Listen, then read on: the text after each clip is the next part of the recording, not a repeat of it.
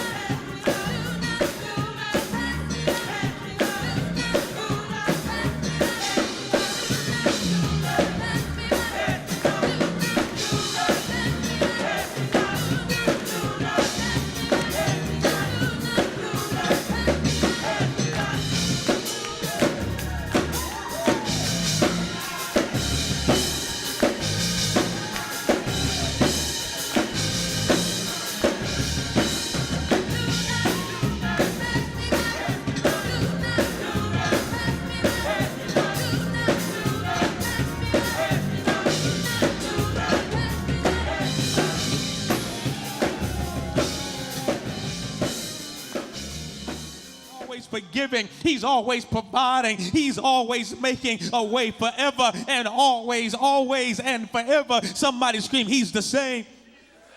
That's why, friends, whenever you are experiencing a tragedy or a day that you wish had never come, just remember that the same God who was with you the day before is the same God who will be with you when the trajectory of your life has changed. Touch somebody and scream, he's the same God. He's the same God. No, he's not going anywhere. He won't leave you and he won't forsake you. He is the same God. The same God who got us through segregation can get us through this crazy White House administration. The same God who got us through the Bushes can get us through the Trump. The same God who helped your mama raise you is the same God who will help you raise your kids. The same God who worked it out before, he will work it out again. The same God who made a way before. Somebody scream, he will do it again.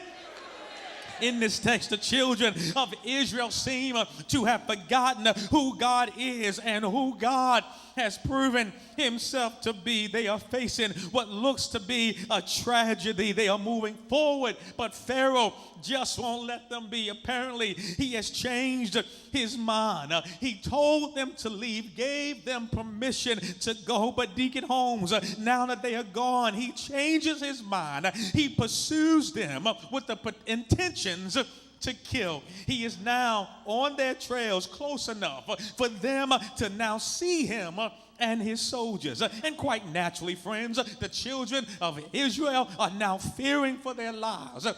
They panic, and just like people, instead of devising a plan and coming together for a purpose, the first thing that they do is this: they attack their leader. I'm all in the Bible. They now point the finger at Moses, and in essence, they say, Moses, this right here is your fault. You are our leader. You should have known better. You are our prophet and our preacher and our pastor. You should have discovered a safer route. And as Pastor, y'all, I feel for Moses.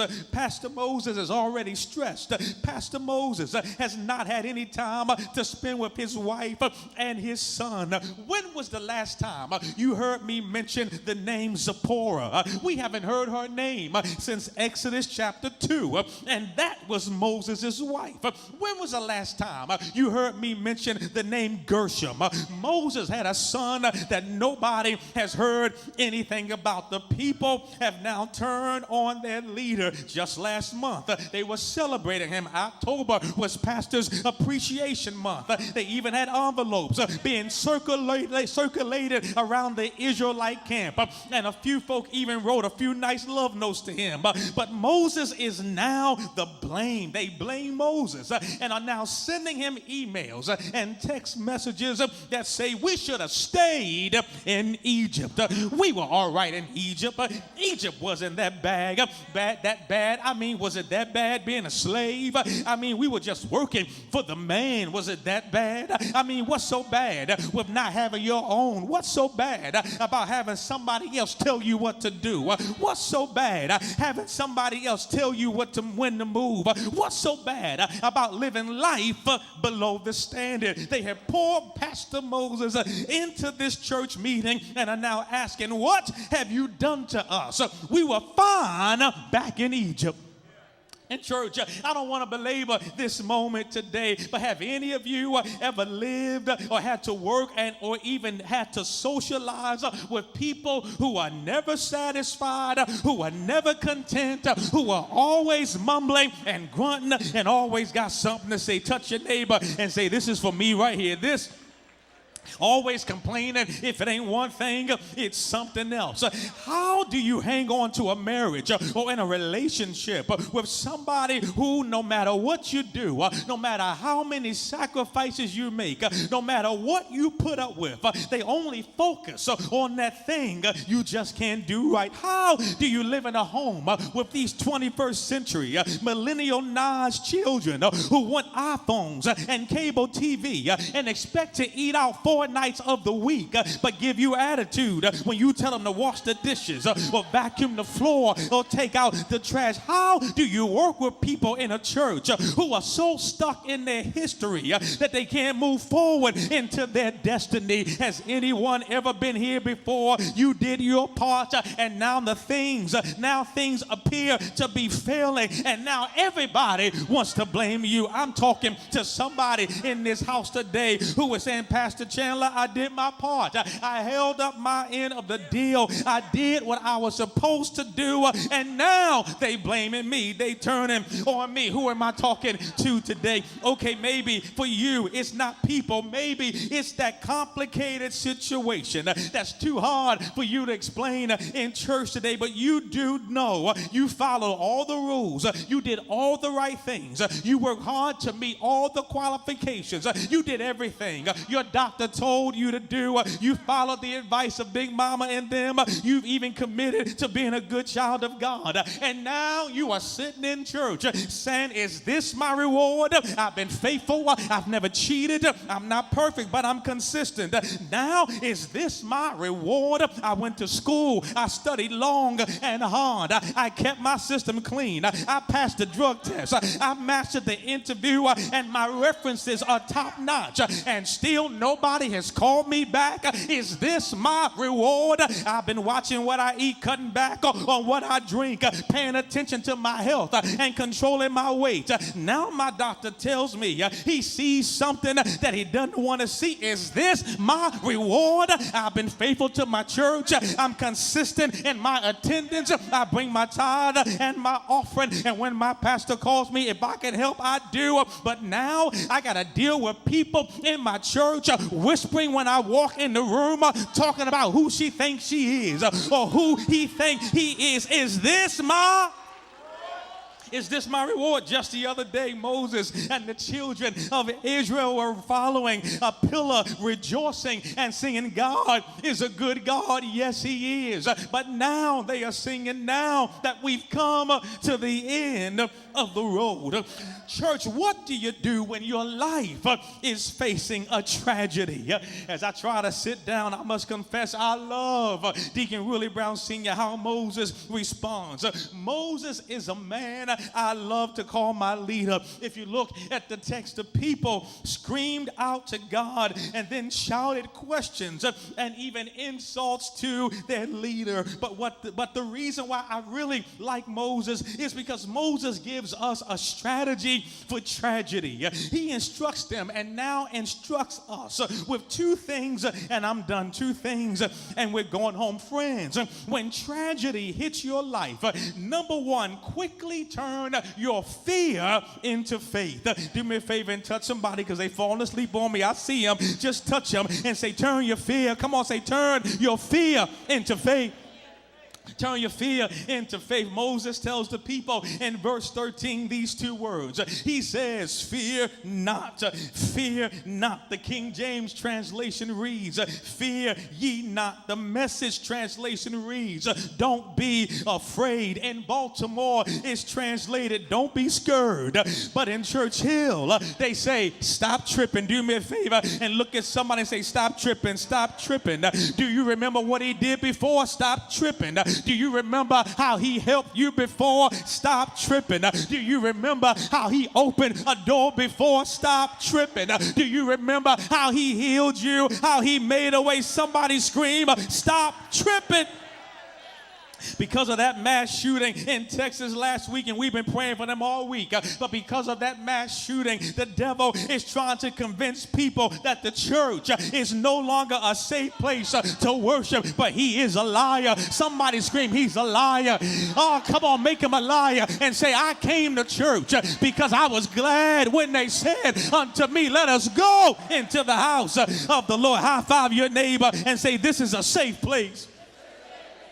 Pharaoh and his army are coming up behind them, but Moses tells them, he says, deacons, don't be afraid. I know that they are large and strong, but don't be afraid. I know that Pharaoh is intimidating, but do not be afraid. I don't know who needs to hear this, but you need to find yourself friends.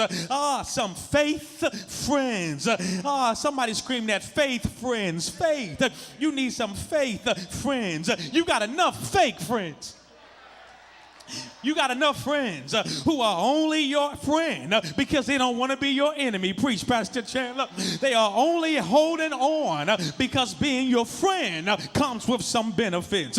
Fake friends tell you what you want to hear, but faith friends will tell you what you need to hear. Fake friends are only there for the ride. They are only there for the benefits. But church, you ought not want people in your life who are only there because of the benefits and what they can get from and out of you.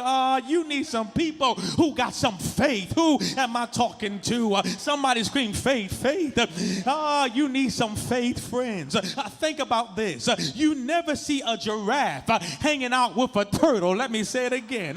You never see a giraffe hanging out with a turtle. And the problem with too many people I know is that they are spending too much time rolling with turtles who are taking taking baby steps, who are just dragging along, who are satisfied in a dirty old pond, and who as soon as trouble comes, they hide in a shelter. No, you need to roll with some giraffes who may not be the prettiest creatures, but they can see what nobody else can see. While everybody else is focusing on the simple, I got some giraffes who are focusing on the complex. Look at somebody and say, leave those turtles alone. Leave those turtles alone. You got to find you some giraffes who believe in the impossible, who can see the invisible, who can expect the incredible, who are willing to tackle the unbeatable. Are there any giraffes up in here who can say, Pastor Chandler, I want a circle of faith friends?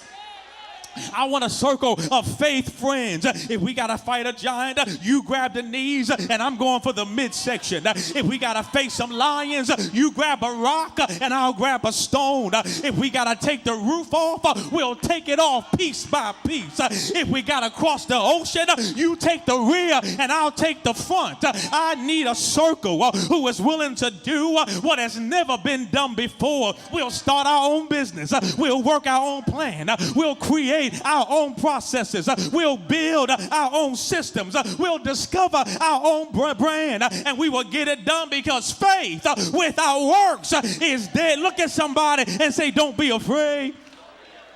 The story is told very young of a large jetliner as it was taking passengers to their destination when they suddenly went through some terrible turbulence. The plane went up and down, shaking and losing altitude. Everybody on the plane was hollering and screaming, Deacon Leo Scott, except a little girl who sat directly behind the cockpit. When everybody returned to normal, a little lady sitting next to the little girl leaned over and said, young lady, I'm impressed by your calmness. Everybody else on the plane was really upset, but you sat there as if everything was going to be all right. Why were you so calm? The little girl replied and said, I wasn't afraid because my daddy is flying the plane and he promised we would get home safely. Church, there are times in life when you just need to hold on to God's promises. You got to hold on to what he said. He promised never to leave you nor forsake you. You got to hold on to what he said. He promised that all sickness is not unto death. You got to hold on to what he said. He promised to open up the windows of heaven and pour you out blessings that there will not be room for you to receive. You got to hold on to what he said. He promised that no weapon formed against you shall be able to prosper. You got to hold on to what he said. He said if 2 or 3 of y'all can come together and agree on anything, he will be in the midst of you. Look at somebody and just say, hold on to what he said.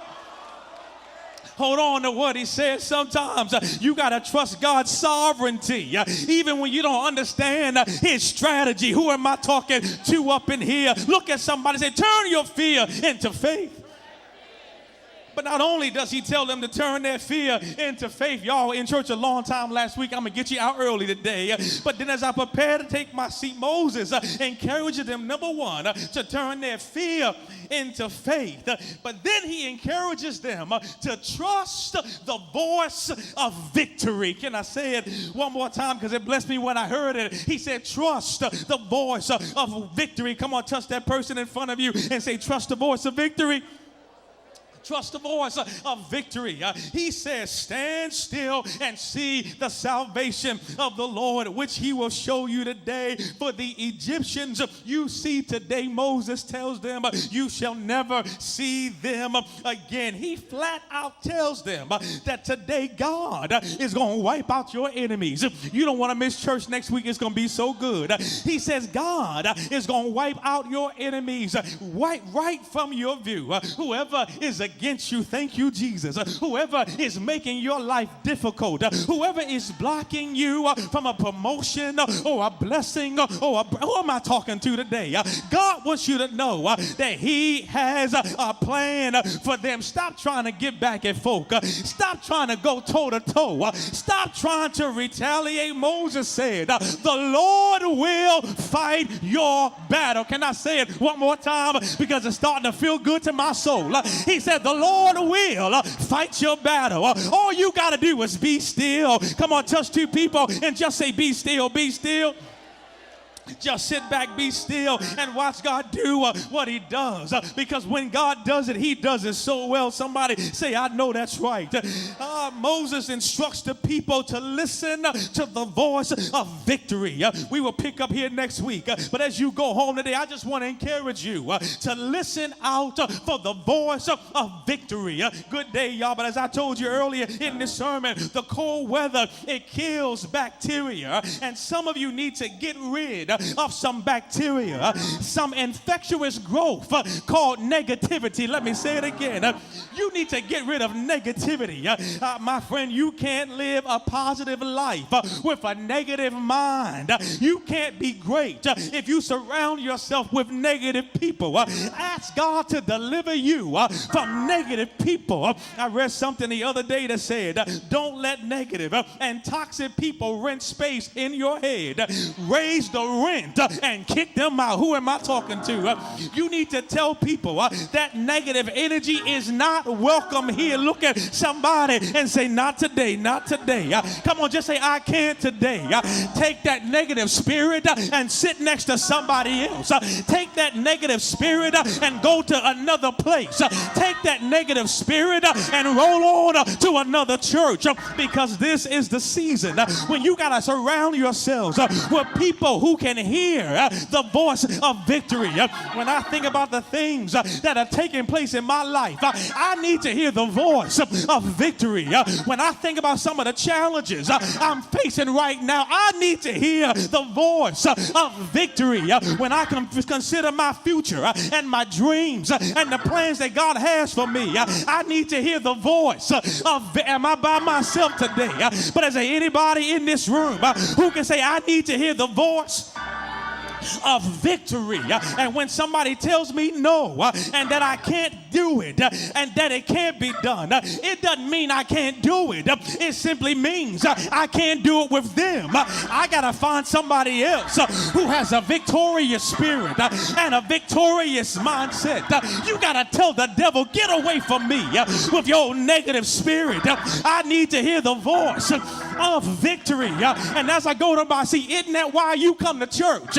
You come to church because you need to hear the voice of victory. After working with crazy folk and ignorant folk all week long, when you come to church, come on and grab somebody and say, I need to hear the voice of victory. After experiencing the pains and the body aches that you are forced to now live with, when you come to church, you want to hear the voice of victory. After paying bills and robbing Peter to pay Paul, when you come to church, you need to hear the voice of victory. And I submit to you, I ain't the best preacher, I ain't the best pastor, and I'm not the best person, but I assure you this, when you come up in Cedar Street, you will hear a voice.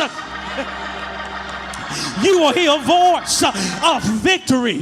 And my prayer to God every week, when I lay on my face 5 a.m. every Sunday morning, my prayer to God is, God, let me be a voice of victory. I don't have time to be preaching about who speaks to who and who doesn't like who. I don't have time to be preaching about who's sleeping with who and who's running with what. I don't have time to be lifting up dresses and checking out crouches to figure out if it's a man or a woman. I don't have time focusing on who likes me and who doesn't like me. But when I stand in this holy place. I want to be a voice that speaks victory. Have I got a witness up in here? Is there anybody who needs to hear victory? Somebody needs to know many are the afflictions of the righteous, but the Lord shall deliver them from them all. I need to hear a voice of victory. Weeping may endure for a night, but joy will come in the morning. I need to hear a voice of victory. I can do all things through Christ who strengthens me. I need to hear a voice of victory. If God be for me, it doesn't matter who's against me. I need to hear a voice of victory. One Friday, they hung him high, dressed him wide. He hung his head, and then he died. But give me some victory. Early. One Sunday morning, he got up from the grave. Good afternoon. But is there anybody who wants to hear some victory? Victory! Victory! Victory! Victory! Victory!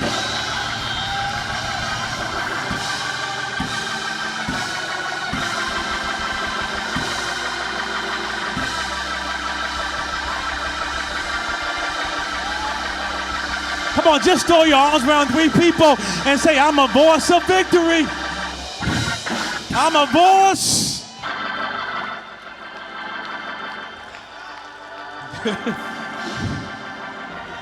Who am I talking to? We done, but is there anybody who can say, after all I've been through, Pastor Chandler, I'm a voice?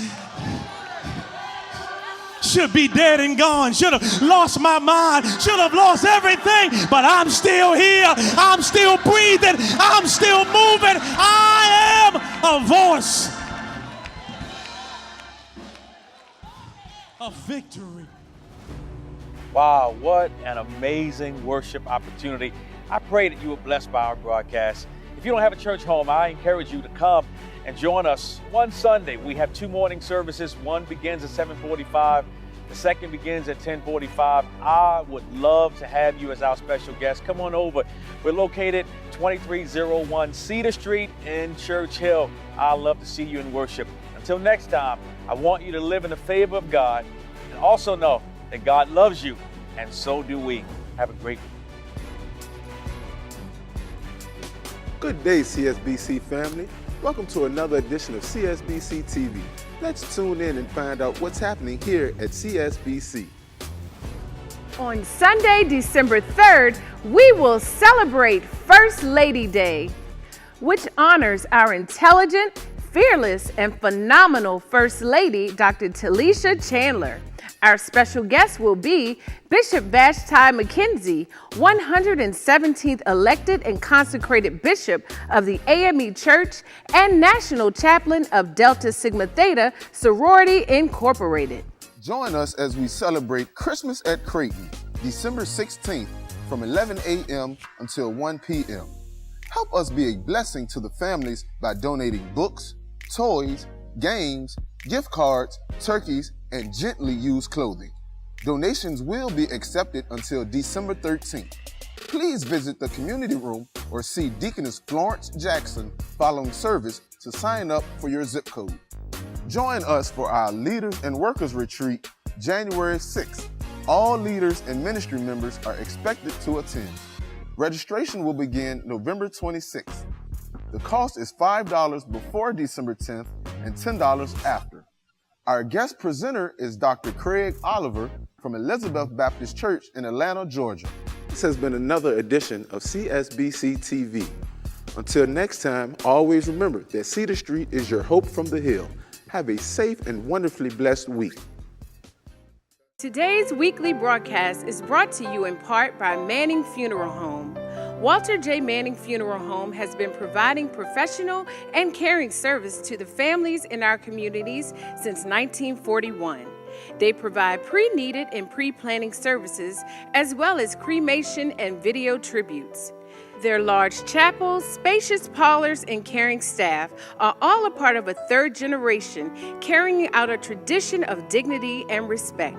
Manning Funeral Home, 700 North 25th Street, Richmond, Virginia. We're there when you need us most.